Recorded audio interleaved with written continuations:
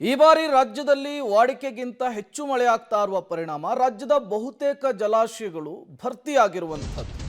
ಅದರಲ್ಲೂ ಟಿಬಿ ಡ್ಯಾಂಗೆ ಭಾರೀ ಪ್ರಮಾಣದ ಒಳಹರಿವಾಗ್ತಾ ಇದೆ. ತುಂಗಭದ್ರಾ ನದಿಗೆ 1,50,000 ಕ್ಯೂಸೆಕ್ ನೀರನ್ನು ಬಿಡುಗಡೆ ಮಾಡಲಾಗ್ತಾ ಇದೆ. ಗಂಗಾವತಿ ಟು ಕಂಪ್ಲಿ ಸೇತುವೆ ಸಂಪೂರ್ಣವಾಗಿ ನದಿ ನೀರಿನಿಂದ ಮುಳುಗಡೆಯಾಗಿದೆ. ನದಿ ಪಾತ್ರದ ಕಬ್ಬು, ಬಾಳೆ ಸೇರಿ ರೈತರು ಕಷ್ಟಪಟ್ಟು ಬೆಳೆದಂತಹ ನಾನಾ ಬೆಳೆಗಳು ಈಗ ಜಲಾಹುತಿಯಾಗಿರುವಂಥದ್ದು. ಡ್ರೋನ್ ವಿಜುವಲ್ಸ್ ಅನ್ನು ನೀವು ಗಮನಿಸ್ತಾ ಇದ್ದೀರಿ. ಇದು ಕಂಪ್ಲಿ ಸೇತುವೆ ಸಂಪೂರ್ಣವಾಗಿ ಮುಳುಗಡೆಯಾಗಿದೆ. ನದಿ ಪಾತ್ರದ ಗ್ರಾಮಗಳಿಗೆ ನೆರೆಯ ಭೀತಿ, ಜೊತೆಗೆ ತೋಟ ಗದ್ದೆಗಳು ಎಲ್ಲವೂ ಕೂಡ ನದಿ ನೀರಿನಲ್ಲಿ ಮುಳುಗಡೆಯಾಗಿರುವಂಥದ್ದು.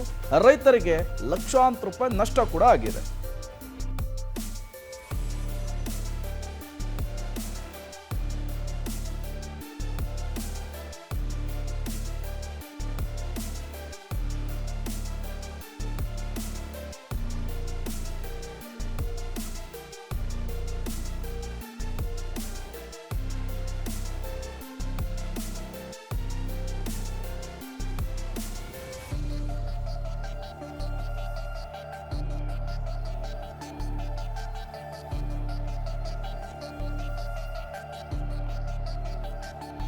ನೀವು ಕೂಡ ಡ್ರೋನ್ ವಿಜುವಲ್ಸ್ ಅನ್ನು ಗಮನಿಸ್ತಾ ಇದ್ದೀರಿ.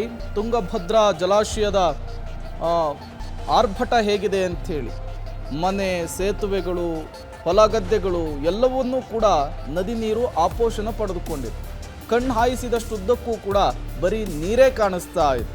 ಈಗ ನದಿ ಪಾತ್ರದ ಜನರಲ್ಲಿ, ಗ್ರಾಮಸ್ಥರಲ್ಲಿ ನೆರೆಯ ಆತಂಕ, ಭೀತಿ ಕಾಡ್ತಾ ಇರುವಂಥದ್ದು. ಮತ್ತೆ ಹೊರಹರಿವಿನ ಪ್ರಮಾಣ ಏರಿಕೆ ಆದರೆ ಈ ನದಿ ಪಾತ್ರದ ಜನರಲ್ಲಿ ಮತ್ತಷ್ಟು ಆತಂಕ ಮನೆ ಮಾಡುವುದು ಸಾಮಾನ್ಯವಾಗಿದೆ.